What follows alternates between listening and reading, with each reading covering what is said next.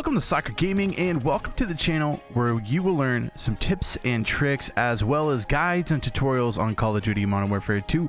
As always, the content will help you become a better Call of Duty Modern Warfare 2 player. And in today's episode, we are going to go over the 5 things that you might not have known in Call of Duty Modern Warfare 2. There's 5 big things I think that most people don't know. I didn't know it. Took research to find these out, and I want to give them here to you today. So if you'd like to watch that, stick around.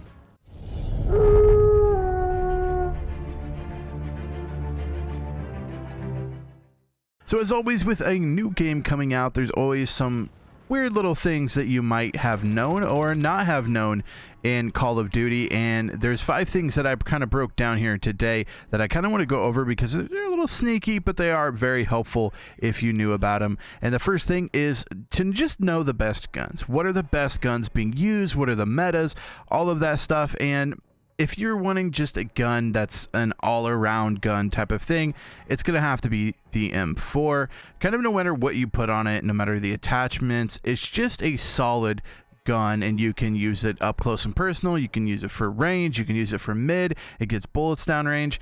It's just a good all-around gun. There's some other guns that have potential to be as good as the M4, but I feel like with the M4 being like given to you right off the bat, you can kind of get used to it. You can kind of learn how to use it. You can get comfortable with it, and in that, it kind of gives me the vibes of the best gun around. I feel like no matter what happens, you can always come back to an M4 and have a good game. The next one is the SP-R, and this right now is meta. I don't expect this to necessarily be the meta all year long, but it is a marksman rifle, and basically chest and headshots are one shot hands down, and that's without adding any extra damage or anything range or anything like that.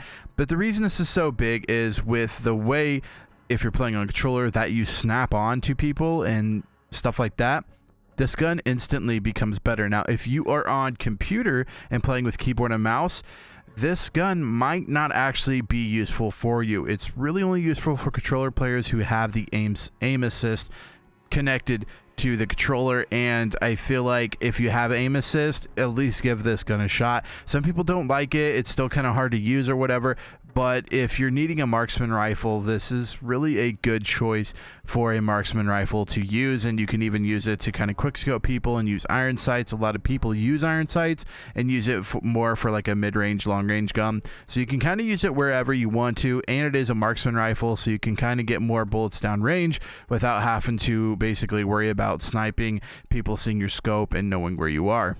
The third thing when it comes to best guns is I want to point out that they basically screwed the SMGs. The SMGs are not good. I would say the strongest SMG is maybe the MX9, but even though they really nerfed them. I mean, they're not very good. I mean, up close and personal, yeah, they're good, but trying to go mid-range to long-range, I mean, you basically have to get lucky with headshots in order to finish someone off at mid or long range. But if you're running around, you're short range, everything's corners, everything's stuff like that, there's a couple of good SMGs, and I think the MX9 is the best.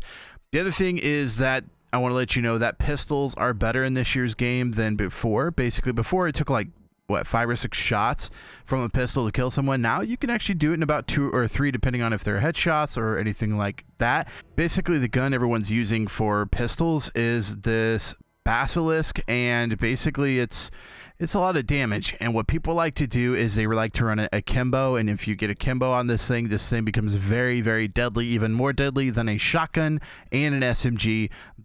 These guns are really, really good, so a lot of people are running around with the Basilisk, and being a secondary gun, whether you choose handguns, launchers, or melee, a pistol is a lot of people's secondary, and this gives them a secondary that is actually useful and they can actually use to progress through the game. So after you learn what the best guns, the next thing is to unlock the attachments. Now, the attachments are a little different in this game. You're not unlocking them based on the actual gun itself. You're kind of given certain ones based on what you can do and others. So if you're wanting a certain stock, you go through here and you like, oh, I really want this TV LPX stock. How do I get it? You actually go up here and look, and it says unlock by leveling the TAC 56 to level 18. So in order to actually get this stock, you need to take the TAC 56 to a level 18, and then you can actually unlock this and put this on any gun that it is allowed to go on. Same thing with this, TAC M to level 14. This one's TAC V to level 7. So once you get the TAC V to level 7, you'll get that. This one I already unlocked. And so basically as you're going and you're wondering, oh, I want certain things like certain barrels or whatever. So these barrels are already unlocked. Let me find something that's a little more difficult. Okay, so say down here, you're wanting the Schlager 4X scope. Find targets, clear, unlock by leveling to Wrap H to level 12. So you're going to have to get the Wrap H, unlock the Wrap H, and then you're going to have to give it to level 12 in order to unlock this. But once you unlock this, you get this sight for any of the guns that it can attach to. So that's how the things are unlocked in this game. A lot of these are unlocked because I already unlocked them from using other guns, not necessarily from the gun I'm using. But as you can see here, like this is SPR 208 to level 8. I will get the level aim bipod that will help with recoil and accuracy and so on and so forth. And so that's how you're going to find out how to get the attachments that you want and add it to your guns. By right here, it'll tell you what you need to unlock the gun and then the level you need to get that certain gun to in order to unlock these attachments. The next thing I wanted to cover is going to be the kill streaks. Now, maybe people knew about this, but I really wasn't aware of how the kill streaks work and how you can switch them. So as you always want kill streaks, the kill streaks are great. Right now it's like 4 kills, 5 kills, 6 kills. There's a thing down here that says score streaks.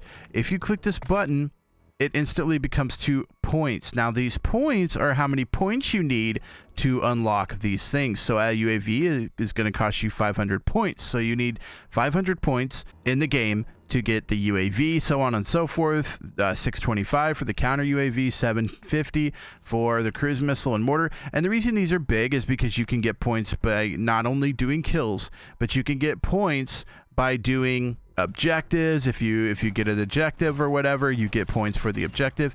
It's also very helpful if you get a ton of assists.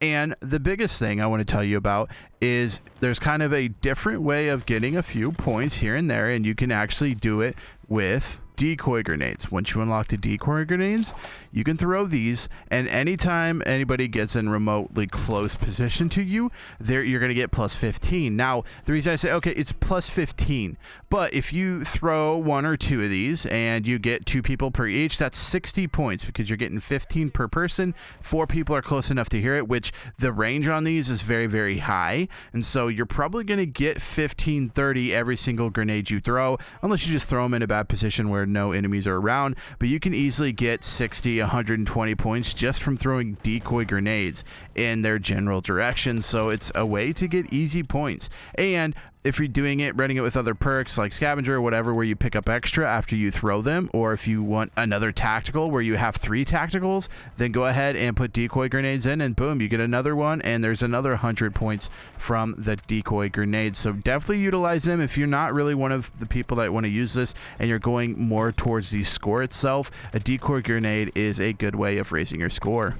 So the next thing to go over I wanted to show you is the battle rifles do different damages based on firing mode. Now, to kind of break this down for you, these guns can be placed in different modes. So you can do fully auto, or you can do 1 round or semi-auto on these guns. And what you can do is, if you put it to fully auto, you can basically just sit there, hold the trigger, everything's fine. If it's semi-auto, you have to trigger it yourself. In the past, I'm not sure if, as far as like bullet damages go for these, but if you semi-auto shoot, which means you're shooting 1 round at a time, every trigger pull or every button click, every time you click that, you shoot 1 round down range. Well, that 1 round does more damage than the same exact round does if you have it on fully auto, where you just hold the trigger down or hold your button down on your mouse. So if you can, you want to utilize the semi-auto, because you're going to be, the bullets you put down range are actually going to be more damage than something that's in full auto. So if you're using a battle rifle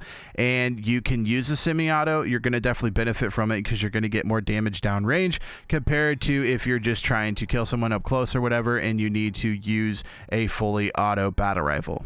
And then the last thing I want to cover is another kind of meme thing that's actually being used and utilized, and that is using the Bryson 800. It is a shotgun, so it is a normal gun that you have to use. You can use it with overkill or whatever, but the biggest thing about this is people are using the ammunition of explosive ammo. Once explosive ammo is unlocked, people are using the ammunition from explosive ammo to actually use it as a sniper, because it is a slug, which means it goes further downfield. Being that it is explosive, you get the kind of the background damage. So people are actually sniping people with the Bryson, which is a shotgun with the explosion slug once you unlock it.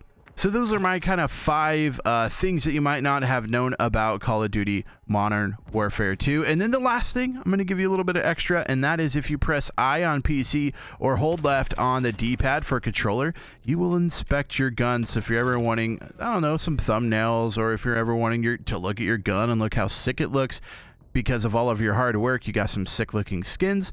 Pressing I on PC or holding left on the D-pad controller, it will allow you to inspect your gun. So I hope this video was helpful. If you have any questions, make sure you comment them down below. I read every single comment on every single video, and I will get to your comment as quickly as possible. If you guys enjoyed this video, make sure you give it a big thumbs up. Also, feel free to hit that red subscribe button, because I have plenty more Call of Duty Modern Warfare 2 content coming out very soon. Till next time, Slacker out.